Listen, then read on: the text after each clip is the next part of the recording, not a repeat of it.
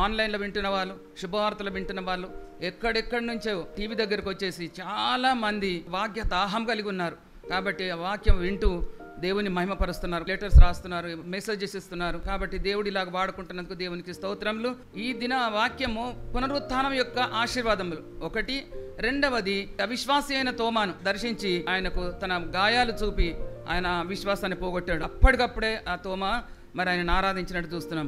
యేసు ప్రభు తన శిష్యులకు ప్రత్యక్షమయ్యాడు. ఒకటి. తర్వాత ఆదివారము మరలా, అంటే పోయిన ఆదివారం ఈస్టర్ లేచిన దినము, మళ్ళీ ఈ ఆదివారం మరలా ఆదివారము ఆయన తోమా కొరకు వచ్చాడు, శిష్యులకు కనబడ్డాడు. ఆదివారము సాయంత్రము ఆ శిష్యులందరూ కూడా, యోహాను సువార్త 20:19 వాక్యం, ఆదివారం సాయంకాలంన శిష్యులు యూదులకు భయపడి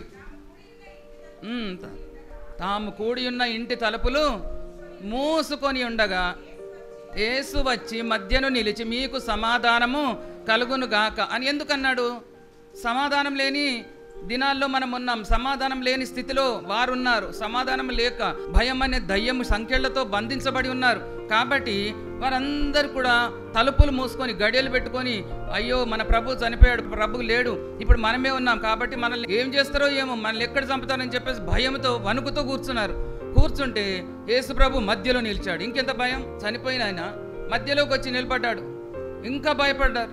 భయపడకుడి, హల్లెలూయా, భయపడకుడి. భూతమని భయపడుతున్నారేమో, దయ్యమని భయపడుతున్నారేమో, దయ్యం నాలాగుండదు, భూతం నాలాగుండదు, నా చేతులను కాళ్ళను బట్టి చూడండి, మాంసం ఎముకలు అన్నీ నాకున్నవి అని శిష్యులకు చెప్తున్నాడు. మళ్ళీ శిష్యులను బలపరుస్తున్నాడు. ఎందుకు మీరు ఈ గదిలో కూర్చున్నారు? మరలా వచ్చి సమాధానం కలుగును గాక. ఎందుకు సమాధానం అంటే మీరు కలవరంతో ఉన్నారు, మీరు భయంతో ఉన్నారు. ఆ భయం అనే సంఖ్యలను తెంపడానికని వచ్చాను. ఒకటి. ఇంకొకటి ఏంటనంటే, మీరు ఎందుకు లోపల కూర్చొని ఉన్నారు? నేను మిమ్మలను బయటకు పంపడానికని నేను మిమ్మల్ని ధైర్యపరిచాను, మిమ్మల్ని బలపరిచాను, మీకు సర్వాధికారం ఇచ్చాను, నేను మీకు అభిషేకం ఇచ్చాను అని వారి మీద ఊది వారికి అధికారం ఇచ్చాడు, అభిషేకం ఇచ్చాడు. హల్లెలూయా. మీరు బయటకు వెళ్ళాలి, బయటకు వెళ్ళి నా సువార్తను ప్రకటించండి. తండ్రి నన్ను పంపిన ప్రకారము నేను మిమ్మును పంపుతున్నాను, నిన్ను నన్ను కూడా పంపుతున్నాడు. తండ్రి యేసయ్యను పంపిన ప్రకారము ఇప్పుడు పరిశుద్ధాత్మ దేవుడు మనల్ని పంపుతున్నాడు. ఎక్కడెక్కడో ఏమేమో గొడవలు, ఏమేమో ఇదవుతున్నది. మన భయంకరమైన పరిస్థితిలో మనం ఉన్నాం. కాబట్టి ఇలాంటి స్థితిలో ప్రభు మనల్ని ధైర్యపరుస్తున్నాడు. ప్రభు మన దగ్గరికి వస్తున్నాడు. పరిశుద్ధాత్మ మనల్ని నడిపిస్తున్నాడు. పరిశుద్ధాత్మ మన మీద ఊదుతున్నాడు ఆయన. హల్లెలూయా. అలనాడు శిష్యుల మీద ఊదిన యేసయ్య ఇప్పుడు మన మీద ఇంత పరిశుద్ధాత్మ కుమ్మరించబడుతుంది. ఎంతమంది పొందుకున్నారో వాళ్ళు ధన్యులు. వారు పరిశుద్ధాత్మ పూర్లవుతున్నారు. వారికి అధికారం ఉన్నది, వారికి అభిషేకం ఉన్నది. నువ్వు ప్రార్థన చేస్తే అన్ని అనుకున్నట్టు జరుగుతాయి. కానీ వీటి కొరకే మనం బ్రతుకుతున్నాం అన్నట్టు కాదు. ఇవన్నీ మీకు కావాలని మీ పరలోకపు తండ్రికి తెలియను. కాబట్టి మొదట నా రాజ్యము, నా నీతిని వెదకండి. మొదట నా రాజ్యం, నా నీతిని వెదకండి అంటే వీళ్ళందరూ బాగా బలపడ్డారు. యేసయ్యతో ఉన్నారు, యేసయ్య చేసే కార్యాలన్నీ చూశారు, ఆయన ఇచ్చిన అభిషేకం అంతా తీసుకున్నారు. ఇప్పుడు ఆయన లేడంటే భయపడిపోయి రూమ్లో కూర్చొని గడియలు వేసుకొని గడగడ వణుకుతూ కూర్చున్నారు. వాళ్ళకు మనకున్న భేదం ఏముంది? అవునా కాదు? ఇంకానైతే ప్రభు శిష్యులను ఇట్లా బలపరుస్తున్నాడు. తండ్రి నన్ను పంపిన ప్రకారము నేను మిమ్మల్ని పంపుతున్నాను, పరిశుద్ధాత్మను పొందుడి. ఎంత అధికారం ఇచ్చాడు చూడండి. మార్క్స్ వార్త 2వ అధ్యాయంలో పక్షవాయు గల వారిని మోసుకొని వచ్చేసి ఆయన పాదాలకు దగ్గర పెడితే అప్పుడు మోసుకొని వారి విశ్వాసం చూసి, కుమారుడా నీ పాపములు క్షమించబడి ఉన్నవని చెప్తే వాళ్ళు ఏమంటున్నారు? ఈ పాపములు క్షమించడానికి ఈయనకి ఎవరు అధికారం ఇచ్చారు? ఇప్పుడు ఏమంటున్నాడు ఈయన? శిష్యులకు ఇస్తున్నాడు అంటే మనకి ఇస్తున్నాడు. శిష్యులను ఏమంటున్నాడు? మీరు ఎవరి పాపములు నిలిచి ఉండనిస్తారో అవి నిలిచి ఉంటాయి, ఎవరి పాపములు క్షమిస్తారో అవి క్షమించబడను. ఎంత అధికారం ఇచ్చాడంటే, యేసయ్యను నమ్మితే అదే పునరుత్థాన శక్తి. యేసయ్యను నమ్మితే పరిశుద్ధాత్ముడు మీ దగ్గరికి వస్తాడు. పరిశుద్ధాత్మ అభిషేకమే పునరుత్థాన శక్తి. పునరుత్థాన శక్తి మనలో ఉంటే అన్ని సూచక క్రియలు, అద్భుతాలన్నీ కూడా మనం ప్రభు వలె మనం చేస్తాం. కాబట్టి తప్పకుండా ప్రతి ఒక్కరు కూడా పరిశుద్ధాత్మను పొందుకోవాలని ప్రభు మాట్లాడుతున్నాడు. చూడండి ఇక్కడ. అయితే ప్రభు అధికారము తర్వాత ఆత్మాభిషేకం ఉన్నప్పుడు వారి మీద ఊది వారిని బయటకు పంపుతున్నాడు. పంపినప్పుడు అలాంటప్పుడు తోమా వారి యొద్ద లేకపోయాను. ఆ సమయంలో ఎంతమంది ఉన్నారు? 10 మందే. ఇస్కరియోతు యూదా లేడు, తోమా లేడు, 10 మందే ఉన్నారు. వాళ్ళు ఏమంటున్నారు? తోమా రాగానే మేము ప్రభువును చూచితిమి. హల్లెలూయా. ఏమంటున్నారండి? మనమందరం అలాగ చెప్పే వారమై ఉండాలి. మేము ప్రభువును చూచితిమి. మగ్దలేని మరి ఏమంటుంది? నేను ప్రభువును చూచితిని. ఆమె ఒక్కతే సింగులర్, నేను ప్రభువును చూచితిని, నాతో ఆయన ఈ మాటలు చెప్పాను అని మగ్దలేని మరి చెప్తుంది. ఇక్కడ శిష్యులు అంటున్నారు 10 మంది, తోమాతో అంటున్నారు మేము ప్రభువును చూచినాం. అంటే నువ్వు ఒక్కనివే దురదృష్టవంతుని, నీ ఒక్కనివే చూడలేదు. పునరుత్థానుడైన యేసును మేము అందరం చూసామని అంటే అప్పుడు ఈయనేమంటున్నాడు, ప్రక్కలో నా చేయి ఉంచితే గాని నమ్మను, తర్వాత నా వ్రేలు ఆయన మేకుల గుర్తులను చూడాలి, అప్పుడే నేను నమ్ముతాను. అందుకని రిజరక్షన్ డే నుంచి మరలా ఇంకొక ఆదివారం 8 దినముల వరకు ఇదే డిస్కషన్. వాళ్ళకు తోమాకు తక్కిన 10 మంది శిష్యులకు ఇదే డిస్కషన్. నేను నమ్మను, ఇంతమంది చెప్తాను. అందుకని ఒక్క అవిశ్వాసి 10 మంది నమ్మకుండా చేస్తున్నాడు. అందుకని కడవేడి పాలల్లో ఒక చిన్న పెరుగు వేస్తే మొత్తం పాలన్నీ చెడిపోయినట్టు తోమ అవిశ్వాసి అంతమంది నమ్మకాన్ని చెడిపేస్తున్నాడు. నేను ఆయన చేతుల్లో నా వేలు పెట్టాల, ప్రక్క గాయంలో నా చెయ్యి ఉంచాల. ఎంత భయంకరం! అంతవరకు నేను నమ్మను. దేవుడు ఆయనను విడిచిపెట్టలేదు. దేవుడు శిష్యులను విడిచిపెట్టలేదండి. హల్లెలూయా, గట్టిగా హల్లెలూయా. దేవుడు శిష్యులను విడిచిపెట్టలేదు. వాళ్ళు భయపడుతున్నారని వాళ్ళ దగ్గరికి వచ్చాడు. మూసి ఉన్న గదిలోకి వచ్చాడు, గడియలు పెట్టిన గదిలోకి వచ్చాడు, గోడలో నుండి వస్తాడు, కిటికీలో నుండి వస్తాడు. ఆయన అభిషేకం మహిమ శరీరంతో ఆయన వచ్చాడు కాబట్టి వచ్చి భయపడకూడని చెప్తున్నాడు. మళ్ళీ వీళ్ళందరూ డిస్కషన్ అంతా విని మరలా ఆదివారము తోమ వారితో ఉన్నప్పుడు తిరిగి తోమా కొరకు వచ్చాడండి యేసయ్య. చప్పలు కొట్టి దాని స్తోత్రాలు చెల్లిద్దాం. హల్లెలూయా, హల్లెలూయా. నా కొరకు నా యేసయ్య వచ్చాడంటే ఎలా ఉంటుంది? నన్ను చూడడానికని వచ్చాడు, నన్ను బలపరచడానికి వచ్చాడు, నన్ను బాగు చేయడానికని వచ్చాడు, నాతో మాట్లాడడానికని వచ్చాడు. కానీ ఇక్కడ తోమ ఒక అవిశ్వాసి కొరకు దేవుడు దిగొచ్చి ఆయనను బలపరుస్తున్నాడు. తోమాను చూడగానే, తోమా లేవు, నీ చేయి చాచి నా ప్రక్కలో ఉంచు, నీ వ్రేలు తీసి నా చేతుల గాయాలను చూడమని అంటున్నాడండి. తోమ ఏ మాటలు చెప్పాడు అవే మాటలు చెప్తున్నాడు. 26వ వచనం, 8 దినములైన తర్వాత ఆయన శిష్యులు మరలా లోపల ఉన్నప్పుడు తోమా వారితో, అంటే తోమా కొరకు 8 దినం లాగాడు. ఇప్పటికైనా ఆయన నమ్ముకుంటాడా, ఇప్పటికైనా బాగవుతాడని. ఆయన నమ్మనని అదే మొండితనం. క్రీస్తు లేపబడ్డాడని నువ్వు నమ్మినవా? మనం లేపబడ్డామా? మనం క్రీస్తు పునరుత్థాన శక్తిని మనం నమ్ముకుంటున్నామా? తోమా నమ్మలేదు. ఆ డౌట్ఫుల్ తోమా ఇండియాకు వచ్చిండు. కానీ తోమా అక్కడికక్కడనే ఆరాధించాడు. అది తోమాని విడిచిపెట్టండి, ఆయనకు సమయం ఉంది. ఇప్పుడు మనకు సమయం లేదు కాబట్టి ఆయన రాకడ అతి త్వరలో ఉన్నది. ఇంకా నువ్వు అవిశ్వాసంగా ఉంటే, ఇంకా నువ్వు నమ్మిక లేకపోతే, నీవు ఆయన లేచిండని నమ్మకపోతే మరణం నుండి నీవు లేవవు, ఆ సమాధిలోనే ఉంటావు. అంటే ఏంటి? పరిశుద్ధాత్మ నిన్ను అభిషేకించదు, నీవు కూడా నిర్జీవంగానే ఉంటావని ప్రభు మనతో మాట్లాడుతున్నాడు. హల్లెలూయా, హల్లెలూయా. వారు తర్వాత తోమాను చూచి, నీ వ్రేలు ఇటు చాపి నా చేతులు చూడుము, నీ చేయి చాచి నా ప్రక్కలో ఉంచుము, అవిశ్వాసివి కాక విశ్వాసివై ఉండుము. అవిశ్వాస అంటే దేవునికి విరోధం, విశ్వాసఘాత అంటారు. ఎంత భయంకరమో అది. విశ్వాసఘాతకురాలంటే చాలా దేవునికి విరోధం అది. కాబట్టి మనం ఎన్నిసార్లు దేవునికి విరోధంగా ఉన్నాం, ఎన్నిసార్లు ఆయన చెప్తున్నాడు, నువ్వు నమ్ముకో, నేను చేస్తాను, నువ్వు నమ్ముకుంటే మనం నమ్ముకుంటలేం కాబట్టి ఆయన చేయటం లేదు. ఎందుకు ఈయన మారతలేదు, ఎందుకు ఈమె బాగైతలేదు, ఎందుకు నాకు అది వస్తలేదు, ఇవన్నీ కూడా మనకు డౌట్సే. నువ్వు అలాగే ఉండు, సగం అటు సగం ఇటు ఉండు, నేను కూడా అలాగే ఉండి చూస్తా అంటున్నాడు దేవుడు. నువ్వు సమస్తము విడిచిపెట్టి నా దగ్గరకు వచ్చి నువ్వు చేస్తే చెయ్యి, లేకపోతే లేదు. అది వద్దు ప్రభు, నాకు నువ్వు కావాలా. హల్లెలూయా. కాబట్టి అప్పుడే ప్రభు చేస్తాడని ఇక్కడ ప్రభు మాట్లాడుతున్నాడు. అందుకని ఎంత కాలము నువ్వు అవిశ్వాసంగా ఉంటావు. మనం ఎంతో కాలము వింటున్నాము విడిచిపెడుతున్నాం. వాక్యం 60 దినాలు మనం ఉన్నాము. దేవుని రాకడ సత్య సమీపంగా ఉన్నది కాబట్టి అందరిని రేపుతున్నాడు అండి. సభలు స్తోత్రాలు చెల్లిస్తాం. హల్లెలూయా, హల్లెలూయా. ఎంతకాలం అవిశ్వాసంగా ఉంటావు, ఎంతకాలం నువ్వు పడి ఉంటావు, ఎంతకాలం నిర్జీవంగా ఉంటావు. ఎన్నిసార్లు అక్కడ నీళ్లు కదులుతున్నాయి, ఎన్నిసార్లు మన మందిరములో వాక్యం అంతా కదులుతుంది, ఆ పరిశుద్ధాత్మ అల్లలాడుతున్నది ఇక్కడ. కానీ ఎవ్వరు కూడా కేర్ చేయటం లేదు. అందుకని 38 ఏళ్ళ నుంచి పడిన వ్యక్తి ఎలాగున్నాడో అలాగే మనం పడి ఉన్నాము. అప్పుడు అవిశ్వాసి కాక విశ్వాసమై ఉండు మనగానే అప్పుడు ఏమంటున్నాడు ఆయన, యేసు నన్ను చూచి నమ్మితివి. అంతకు ముందు 8 దినాలు ఆయన డిస్కషన్ చేసిండు, ఆర్గ్యుమెంట్ చేసిండు, ఎన్నెన్నిసార్లు ఇదేండు. అవన్నీ కూడా ఇదైపోయిన తర్వాత యేసయ్యను చూడగానే చల్లబడిపోయాడండి, నిశ్చేషుడు అయిపోయాడు. నిజంగానే వీళ్ళు చూశారు, నేను కళ్ళారా చూశాను అంటే ఆయనకు ప్రూఫ్ కావాలా, ఎవిడెన్స్ కావాలా. కానీ మనం ఎలాగ ఉన్నాం ఇప్పుడు? మనకు వాక్యం ఉన్నదండి. వాక్యం విని నమ్ముతున్నాం. మనం చూసి నమ్మిన వారికంటే వాళ్ళకంటే మనము ధన్యులం. చప్పలు కొడితే స్తోత్రాలు చెల్లిస్తాం గట్టిగా. హల్లెలూయా, హల్లెలూయా.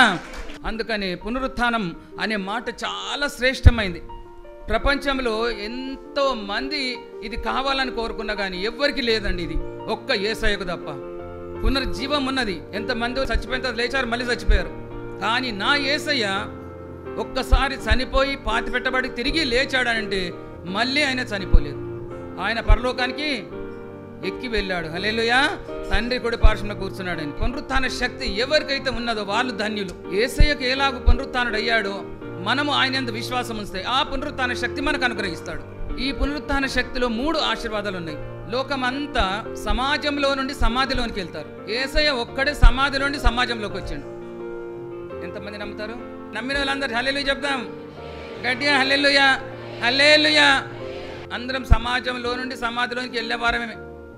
ఆయన వచ్చి లేపే వరకు మనం అందులో సమాధిలోనే ఉండేవాళ్ళం.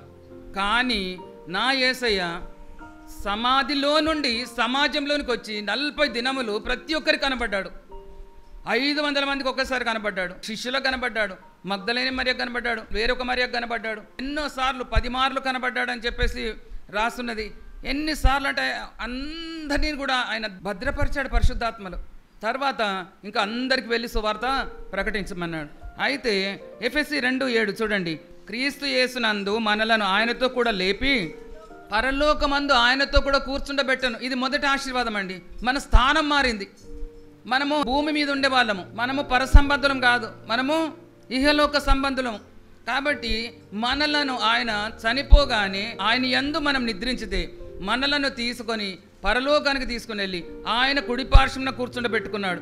అంటే మన స్థానము మార్చబడింది, మన పొజిషన్ మార్చబడింది. ఎలా మార్చాడు? అంతకుముందు మనం ఎలాగున్నామో ఎఫెసీ 2:1 మీరు మీ అపరాధముల చేతను పాపముల చేతను చచ్చిన వారై ఉండగా, మనము చచ్చిన వారై ఉండగా ఆయన ఏం చేస్తున్నాడు? మనల్ని బ్రతికించి ఆయన లేపి పరలోకంలోకి తీసుకొని వెళ్ళి క్రీస్తు కుడి పార్శ్వమున కూర్చుండబెట్టుకున్నాడు. నిర్జీవంగా ఉండే వాళ్ళము అలాంటి వాళ్ళని తీసుకొని వెళ్ళి పరలోకంలో కూర్చోబెట్టుకున్నారంటే చూడండి, ఒక చచ్చిన ఒక డెడ్ బాడీ మీద పట్టు చీరలు ఇప్పుడు పంపిస్తున్నారు. ఏమైనా లాభమా? అందం వస్తుందా? 100 తులాల గోల్డ్ వేసి పంపిస్తే లాభమా? విలువ లేదు దానికి. ఎందుకు? అది శవం కాబట్టి విలువ లేదు. కాబట్టి ఎంత వేసుకున్నా కానీ ఏం లాభం లేదు. అదే బ్రతికున్న దానికి వేసుకొని తిరుగుతా ఉంటే ఎంత అందంగా ఉన్నది, ఎంత ఇదన్నది అందరూ అప్రిషియేట్ చేస్తారు కదా. కాబట్టి దేవుడు నీకు ఒక ప్రశంస, ఒక అప్రిషియేషన్ ఇవ్వడానికి, దేవునితో నిన్ను కూర్చోబెట్టుకోవడానికి ఆయన నిన్ను సజీవులుగా లేపుతున్నాడు. ఆయన నీకు అధికారం ఇస్తున్నాడు, ఆయన పునరుత్థాన శక్తి ఇస్తున్నాడు. హల్లెలూయా గట్టిగా హల్లెలూయా. అందుకనే మనకు విలువ లేని వాళ్ళకు విలువనిచ్చాడు, పొజిషన్ లేని వీళ్ళకు పొజిషన్ ఇచ్చాడు. ఏ స్టేజ్లో ఉన్నామో ఆ స్టేజ్ అంతా తీసేశాడు కదా. మనకు ఒక స్టాండర్డ్ ఇచ్చాడు. మనల్ని ఎక్కడ అని అంటే తండ్రి కుడి పార్శ్వన ఆయన కూర్చుండి మనకు ఆయన ప్రక్కల కూర్చునే అధికారం మనకి ఇచ్చాడు అన్నట్టు. హల్లెలూయా హల్లెలూయా. ఆయన మనకు జీవాన్ని ఇవ్వడమే కాకుండా ఆయన ఎలాగూ లేపబడ్డాడో మనల్ని ఆయనతో కూడా లేపి ఆయనతో కూడా కూర్చుండబెట్టానని మన స్థానము మొదలు చచ్చిన వారై ఉన్నాం, కానీ ఇప్పుడు మనం ఆయనతో కూడా కూర్చున్నాం. అంతకుముందు భూ సంబంధమైన వాళ్ళము, ఇప్పుడు పరలోక సంబంధమైన వాళ్ళమని ప్రభు మనతో మాట్లాడుతున్నాడు. హల్లెలూయా గట్టిగా హల్లెలూయా. అందుకని మన సిటిజన్షిప్ ఎక్కడ ఉంది? ఫిలిప్పీ 3:20 మన పౌర స్థితి పరలోకమందున్నది. పరలోకమందున్నది అని అంటే పరలోకంలో వాళ్ళందరూ ఎలాగ చేస్తారో అలాగ చేయాలి. మన నియమాలు ఎట్లున్నాయి? మనం కార్ తీసుకొని వెళ్తుంటే మధ్యలో నిలబడతాడు, బైక్ తీసుకొని వెళ్తుంటే మధ్యలో నిలబడి మాట్లాడుతుంటారు, పెద్ద రాజకీయాలు మాట్లాడుతుంటారు, ఏదో వాళ్ళకి లాభం ఉందని. జరుగుమంటే వాళ్ళకి ఎంత కోపమో, అట్లా బొమ్మంటారు మనల్ని. తిన్న తర్వాత అమెరికాలో లేదంటే బయట దేశంలో జెరూసలేం పోయినా నేను ఎంత నీట్గా ఉంటాయంటే అంత నీట్గా ఉంటాయి. ఇంత చిన్న వస్తువు కూడా ఎక్కడ పడేయకూడదు. కానీ మనం కార్లో నుంచి పడేస్తాం. తినుకుంటా అరటి పండ్లు అక్కడ పడేస్తాం. ఎవడన్నా పడని, ఎవడి మూతి పండ్లు రాలని. ఏమైపోయింది? వాళ్ళ నియమాలు ఎలాగున్నవి? ఎక్కడ కూడా డర్టీ అగ్లీనెస్ కనబడకూడదు, డర్టీగా మనం చేయకూడదు. ఎవరు చేస్తే వాళ్ళకు పనిష్మెంట్.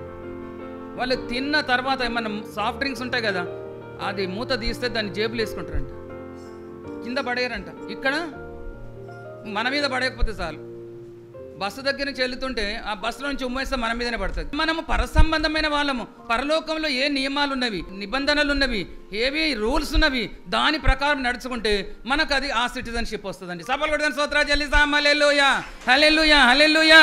మన పౌరస్థితి పరలోకమందు ఉన్నది, మన సిటిజన్షిప్ పరలోకమందు ఉన్నది. ఇప్పటి నుంచే నువ్వు అవన్నీ అలవాట్లు నేర్చుకోవాలా. ఇప్పటి నుంచే నువ్వు భూ సంబంధమైన వాటికి అలవాటు పడవద్దు. కొలసి 3:1 మీరు క్రీస్తుతో కూడా లేపబడిన వారైతే, అసలు లేపబడతామని నమ్మకం ఉందా? పరలోకమందో ఏ రూల్స్ ఉన్నాయో, ఏ నియమాలు ఉన్నాయో, ఏ నిబంధనలు ఉన్నాయో నేర్చుకొని ఇక్కడి నుంచే అలవర్చుకుంటే అప్పుడు అక్కడికి వెళ్ళిన తర్వాత అక్కడ మనకు ఈజీగా అయిపోతుంది. అవునా? హల్లెలూయా. మేము సౌదీ వెళ్ళకంటే ముందు బుక్ ఉండే, ఒకటి చిన్న బుక్. అవి తీసుకొని మేము కామన్ వర్డ్స్ ఏమేమి ఉన్నాయి, రూపాయలని ఏమంటారు, 1, 2 ఏమంటారు, ఇవన్నీ కూడా మేము నేర్చుకున్నాం. ఎందుకు? అక్కడ పోతే కొద్ది బ్రతకాలన్నట్టు. కాబట్టి పరలోకంలో మనం వెళ్ళాలంటే ఏమేమి నేర్చుకోవాలా? రూల్స్ నేర్చుకోవాలా లేదా? కాబట్టి మీరు క్రీస్తుతో కూడా లేపబడిన వారైతే, అంటే నాకైతే నమ్మకం ఉంది, నేను మాత్రం విడవబడ. దేవుడు వచ్చినప్పుడు నా పాపాలు క్షమించడం తీసుకొని వెళ్తాడు. ఎందుకు? నేను ఒప్పుకున్నా కాబట్టి. నేను ప్రతిదినం రాత్రి రాగానే ఒప్పుకుంటున్నా, చిన్న తప్పు చేసినా నేను ఒప్పుకొని పడుకుంటున్నా కాబట్టి ఒకవేళ నిద్రలో ఆయన నన్ను లేపుకొని తీసుకొని పోతే తప్పకుండా ఆయన నన్ను తీసుకుపోవాలి కదా అని అనుకుంటున్నా. నేను అందరూ అలాగ అనుకొని పడుకోవాలి.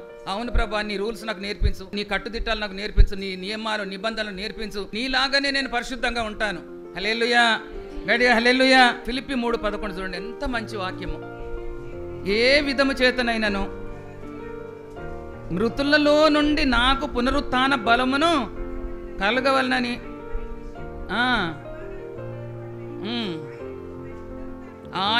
ఆయన పునరుత్థాన బలమును ఎరుగు నిమిత్తము ఆయన శ్రమలలో పాలి వాడనై ఎరుగు నిమిత్తము సమస్తము నష్టపరుచుకొని వానిని పెంటతో సమానంగా ఎంచుకొనుచున్నాను. హల్లెలూయా. జనాన్ని చూసి, జనాంగాన్ని చూసి, బలాన్ని చూసి, ఐశ్వర్యాన్ని చూసి, ఘనతను చూసి, కార్లు బంగ్లాలు చూసి మనం మోసపోవద్దు. నీకున్న దాని మీదనే. అందుకని ఒక పాస్టర్ గారు బాగా ప్రార్థన చేస్తున్నాడు కదా, చేస్తుంటే దేవుడు ఒక కిరీటాన్ని పంపాడంట. కిరీటాన్ని పంపితే అబ్బా నేను ఇంత ప్రార్థన చేసినా నాకే వస్తుంది వజ్రాల కిరీటం అని చూస్తూ ఉంటే అది ఎక్కడ పోయింది? గుడిసెలకు పోయిందా? అయ్యో అదేమి, నేను ప్రార్థన చేస్తే గుడిసెలకు పోతుందంటే నీకంటే నీతిగా ఆమె ప్రార్థన చేస్తుంది. హల్లెలూయా. నాకంటే నీతి ఆయనకున్నదేమో ఎవరికి తెలుసు? కాబట్టి న్యాయమూర్తి, న్యాయకర్త ఆయన. కాబట్టి ఆయన పునరుత్థాన బలం ఎరుగు నిమిత్తము నాకున్నదంతా కూడా నేను నష్టపరుచుకొని పెంటగా ఎంచుకుంటున్నాను అంటున్నాడు. ఎవరు? పరిశుద్ధ పౌలు గారు అంటున్నారు, నేను పెంటగా ఎంచుకుంటాను. నీకున్నదంతా వెంటగా ఎంచుకుంటావా? నాకు డబ్బు లేకపోతే నన్ను ఎవరైనా చూస్తారా? నేను మామూలు చినిగిపోయిన చీరలు కట్టుకొని వస్తే ఎవరైనా చూస్తారా? ఎవరైనా కేర్ చేస్తారా నన్ను? కాబట్టి నేను బాగుండాలా అని అందరం అనుకుంటాం. ప్రభు అంటున్నాడు, నీ నా దృష్టికి ఘనత కావాలి, నీ దృష్టికి, లోకం దృష్టికి కాదు. హల్లెలూయా, గట్టిగా హల్లెలూయా. అందుకని నష్టపరుచుకొని పెంటతో సమానంగా ఎంచుకుంటున్నాను, ఇది మొదటిది. అప్పుడే నీ స్థానాన్ని దేవుడు మారుస్తానంటున్నాడు అండి. హల్లెలూయా.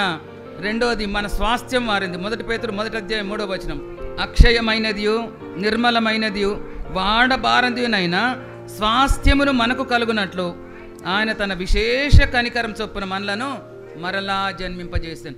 మనకు స్వాస్థ్యం అంట. ఒక 2 లక్షల మన దగ్గర ఉన్నాయనుకోండి, ఎన్ని దినాలు ఉంటాయి? ఖర్చు పెడితే ఎన్ని దినాలు ఉంటాయి? ఒక 2-3 దినాల లోపల అయిపోతాయి. కానీ మన స్వాస్థ్యము పరలోకమందు ఉన్నది. నీకు స్వాస్థ్యం ఇస్తున్నాడు. ఏది? అక్షయమైనది, నిర్మలమైనది, వాడబారనిది. అక్షయమైనది అంటే అది ఏది?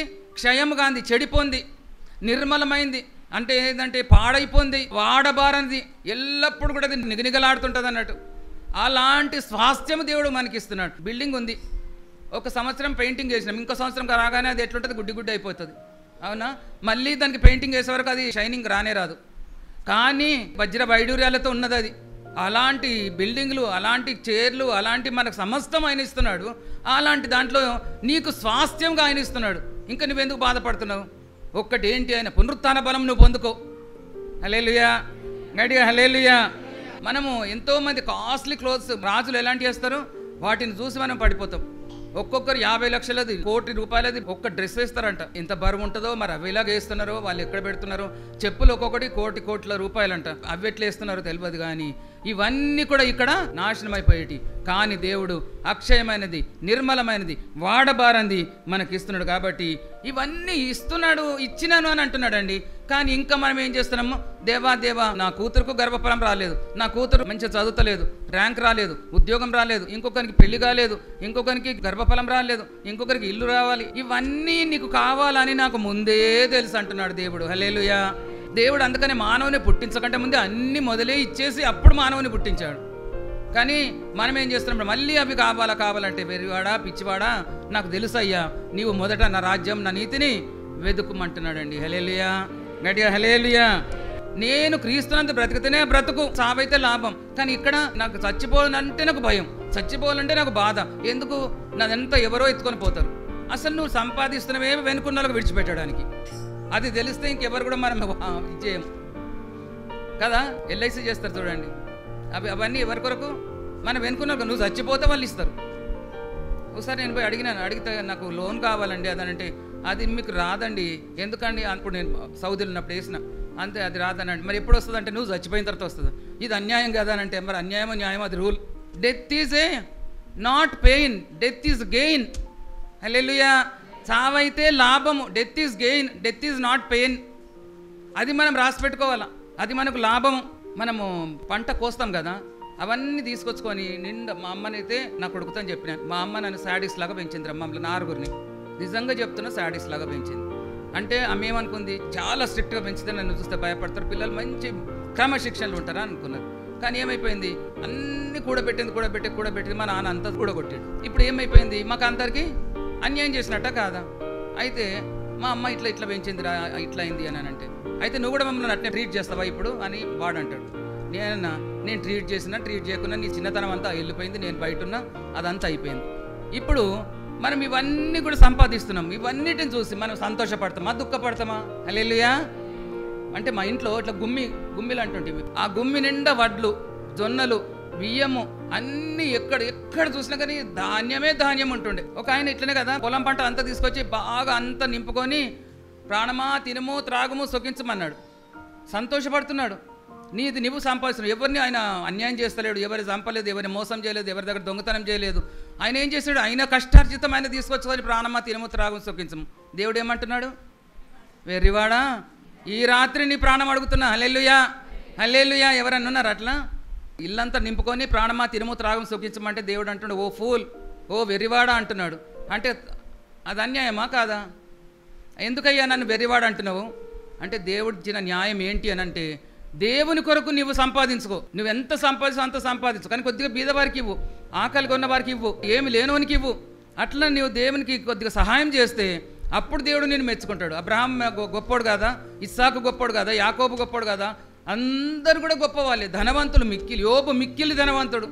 వాళ్ళందరూ పరలోక రాజ్యంలో ఉన్నారు. హల్లెలూయా, గట్టిగా హల్లెలూయా. కాబట్టి మనము దేవుని కొరకు సంపాదించింది అది పరలోకంలో చేర్చబడుతుంది. అప్పుడు నువ్వు పునరుత్థాన శక్తిని నువ్వు పొందుకుంటామని. రెండవది. మూడవది మన స్వాస్థ్యం, అంటే మన రక్షణ. మన రక్షణ ఏంటంటే మనకు శక్తి. ఆ రక్షణ అనే స్వాస్థ్యం దేవుడు మనకి ఇస్తున్నాడు. కాబట్టి ఆ శక్తి పొందుకుంటే యుగ యుగాలు మనం దేవునితో ఉంటామండి. యుగ యుగాలు పరలోకము మనకు స్వాస్థ్యం అయిపోతుందంట. హల్లెలూయా. నువ్వు పరలోక రాజ్యానికి వెళ్తే నా యేసయ్య నీకు నిలబడ్డాడు అంటే పరలోకం అంతా నాదే. చప్పలు కొడదాం హల్లెలూయా, గట్టిగా హల్లెలూయా హల్లెలూయా. ఎఫెసీ 1:20 చదువుదాం. ఆయన ఆ బలాతిశయము చేత క్రీస్తు మృతులలో నుండి లేపి సమస్తమైన ఆధిపత్యం కంటేను, పరలోక రాజ్యంలో చూడండి, సమస్తమైన ఆధిపత్యం కంటేను, అధికారం కంటేను, శక్తి కంటేను, ప్రభుత్వం కంటేను, ఈ యుగం నందు మాత్రమే గాక రాబో యుగం నందు పేరు పొందిన ప్రతి వారును ప్రతి నామం కంటేను ఎంతో హెచ్చుగా పరలోకమందు తన కుడి పార్శ్వమున కూర్చుండబెట్టుకొని ఉన్నాడు. అయిపోయింది. ఎంత మంచి వాక్యం అండి. సంఘానికి శిరస్సు ఎవరు? క్రీస్తు. ఆయనకు శరీరం ఎవరము? సంఘం కదా. ఆయన పాదముల క్రింద సమస్తం ఉంచాడంట. ఆయన పాదం కింద ఉంచాడంటే నీ పాదముల క్రింద, నా పాదముల క్రింద ఉంచాడు. చప్పాలు కొట్టి దేవుని స్తోత్రాలు చెల్లిద్దాం. హల్లెలూయా, గట్టిగా హల్లెలూయా హల్లెలూయా హల్లెలూయా హల్లెలూయా హల్లెలూయా. నీ పాదముల క్రింద, నా పాదముల క్రింద ఆయన ఏం పెడుతున్నాడు? సమస్త దయ్యముల అధికారం, సమస్త అన్యాచారాలు, సమస్త విధములైన దుష్టత్వము, దుర్మార్గము, చీకటి, అన్ని బంధకాలు, రోగములు, ప్రతి విధమైన బలహీనతలు మన పాదముల క్రింద ఉంచుతున్నాడండి. ఎందుకంటే శిరస్సు ఆయన, శరీరము సంఘము, సంఘము పాదముల కింద ఇవన్నీ ఉంచుతున్నాడు. కాబట్టి ఇప్పుడు నీకు ఇవన్నీ అధికారము, ఆధిపత్యము, ప్రభుత్వాల కంటే ఇంకా వీళ్ళన్నిటికంటే కూడా నీకు ఎక్కువ కావాలంటే ఈ యుగమందు కాదు, రాబో యుగమందు కూడా నీవు కావాలంటే నీవు సిల్వ మార్గంలో నడవాలి. హల్లెలూయా. అయితేనే నీకు అది దొరుకుతుంది, ఉట్టిగానే కాదు. నీవు సిల్వ మార్గంలో నడవాలి. సిల్వ మార్గంలో నడిస్తేనే నీకు పునరుత్థాన శక్తి వస్తుంది. పునరుత్థాన శక్తి వస్తేనే నీకు ఈ అధికారం అంతా వస్తుంది. ఈ యుగం నందు కాదు, రాబో యుగం నందు కూడా. హల్లెలూయా హల్లెలూయా. అందుకని సిల్వ మార్గం అంటే యేసు ప్రభు కూడా ఆయన సిల్వ వేయబడి చనిపోయి పాతి పెట్టబడి ఆయన మళ్ళీ తిరిగి లేచిండు. హల్లెలూయా. ఆయన పునరుత్థానుడయ్యాడు. అలాగు మనం కావాలి. మనం చనిపోవాలి, పాతి పెట్టబడాలి, తిరిగి ఆయన పునరుత్థాన శక్తితో మనం లేపబడాలి. అప్పుడు ఆయన యుగ యుగాలు మనము పరలోక రాజ్యంలో కూర్చుంటామని. కాబట్టి ఎంత గొప్ప ఆధిక్యత దేవుడు మనకిచ్చాడు. మరి నువ్వేం చేయాలి అని అంటే, నీవు సిల్వ మార్గంలో నడవాలంటే నీ అహం సావాలి, నీ గర్వం సావాలి, నీ సెల్ఫ్ అనేది చావాలి, నేను అనేది చావాలి. నేను తప్ప ఇంకెవరు లేరు అనేది అన్నీ కూడా సిల్వలోకి పాతి పెట్టాలి. పాతి పెట్టి చాలా తగ్గించుకొని అప్పుడు నీ అంత నువ్వు వెళుతూ ఉంటే అప్పుడు ప్రభు ఏం చేస్తున్నాడంటే, నిజమే ఈ కొంచెంలో నీవు నమ్మకంగా ఉంటివి, అనేకమైన వాటికి నువ్వు అధిపతిగా ఉండమంటున్నాడండి. హల్లెలూయా, గట్టిగా హల్లెలూయా. అప్పుడు నీ స్థానం ఎలాగైపోతుందనంటే ప్రభు ప్రక్కకి అయిపోతున్నది. అందుకని మొదటి ఆశీర్వాదం ఏంటి? నీ స్థానం మారుతుంది. రెండవ ఆశీర్వాదం ఏంటి? నీ స్వాస్థ్యం మారుతుంది. మూడవ ఆశీర్వాదము నీ రక్షణ అనే శక్తి నీకు దేవుడు ఇచ్చి నీ పాదముల కింద సమస్తమును ఉంచుతున్నాడండి. ఇలాంటి ఆశీర్వాదాలు దేవుడు అనుగ్రహిస్తున్నాడు. హల్లెలూయా, హల్లెలూయా. అందుకని అలాంటి భాగ్యం దేవుడు మనందరికి అనుగ్రహించును గాక. దేవుడి వాక్యాన్ని దీవించును గాక. ఆమేన్. మీ పాదం లెక్కలేనని స్తుతులు, స్తోత్రం స్తోత్రం స్తోత్రంలో నాయన. దేవా పునరుత్థాన శక్తి పొందుకొని ఆశీర్వాదాలు పొందుకొని తోమా వల్ల అవిశ్వాసే కాక విశ్వాసే కమ్మంటున్నారు. దేవా అమ్మతో మాట్లాడినందుకు మీకే స్తోత్రాలు, వందనాలు. మీ వాక్యం ఎంత మాధుర్యమైనది అయ్యా. ఈ బాధలు, ఇరుకులు, ఇబ్బందులు అన్నీ కూడా అవి మమ్మల్ని కమ్మివేసి మీ స్వరము వినకుండా చేస్తున్నాయి తండ్రి. దేవా వాటిని ఛేదించుకొని వాటిని విభజించి దేవా మీ మెల్లనైన స్వరంతో మీరు మాతో మాట్లాడినందుకు మీకే స్తోత్రాలు, వందనాలు. దేవా వాక్య ప్రకారంగా మేము జీవించడానికి సహాయం దయచేయండి. సర్వాన్ని మా పాదముల కింద ఉంచానని మాట్లాడారు తండ్రి. భూ సంబంధమైన వారం తండ్రి అయ్యా, ఎప్పుడో చచ్చి పడి ఉన్న వారం మమ్మల్ని తీసుకొని వెళ్ళి మీ తండ్రి కుడి పార్శ్వంలో కూర్చొని మాకు ఎంత మంచి ఆశీర్వాదాలు ఇచ్చారు తండ్రి. మా సంఘ సరిగ్గా విశాలపరచండి. ఎంతోమంది నూతన ఆత్మలు చేర్చబడాలి, ఎంతో మందికి ప్రభు సువార్త ప్రకటింపబడాలి, ఎంతో మంది మిమ్మల్ని మహిమపరచాలి తండ్రి. ఆశీర్వదించి దీవించండి. మేము కూడా సిలువ మార్గంలో నడిచి మీ వాళ్ళ సిలువ ఎత్తుకొని మా అహంను, మా గర్వాన్ని అంతా కూడా మేము సిలువలో పాతిపెట్టి ప్రభా పునరుత్థానుడై ప్రభ తిరిగి లేచి అయా మీ మరణ పునరుత్థానములను మేము ప్రభ ప్రకటించే బిడ్డలుగా మమ్మల్ని వాడుకోనండి. మమ్మల్ని కూడా మీ ఆత్మతో నింపండి, అభిషేకించండి, దీవించమని ప్రార్థిస్తున్నాను. దేవా శుభవార్త ద్వారా ఈ వాక్యం వింటున్న ప్రతి ఒక్కరిని మీరు ఆశీర్వదించి దీవించండి తండ్రి. వాక్యం విన్న వారందరూ కూడా వారి ఆత్మ వెలుగొంది ప్రభ, వారి ఆత్మ ఉజ్జీవింపబడిన వారి ఎంతో మందిని ఆత్మను రక్షించే బిడ్డలుగా వారిని వాడుకోనండి. ఆశీర్వదించండి, దీవించండి ప్రభ. నన్ను నిలబెట్టి చక్కని వర్తమానం మీరు ఇచ్చినందుకు మీకే స్తోత్రాలు, వందనాలు. నాకున్న బలితను గద్దించి దూరపరచండి. మీ దాసుని కూడా ముట్టి తాకి స్వస్థపరచండి. నా పిల్లల్ని, నా కోడలు, మన్మరాలను కూడా మీరు ఆశీర్వదించి దీవించమని, నా ప్రార్థన పరిశుద్ధపరి చేసుకొని ప్రతిఫలం దాయిచ్చమని యేసుక్రీస్తు అతి పరిశుద్ధ నామంలో అడిగి వేడుకొంచుంటున్నాను తండ్రి. ఆమేన్. యేసు రక్తమే జయం, ప్రభు యేసు నామమే జయం, ప్రభు యేసు రక్తం సంపూర్ణ విజయం కలుగును గాక. ఆమేన్. అందరూ praise the Lord, praise the Lord. దేవుడు మిమ్మల్ని ఆశీర్వదించును గాక.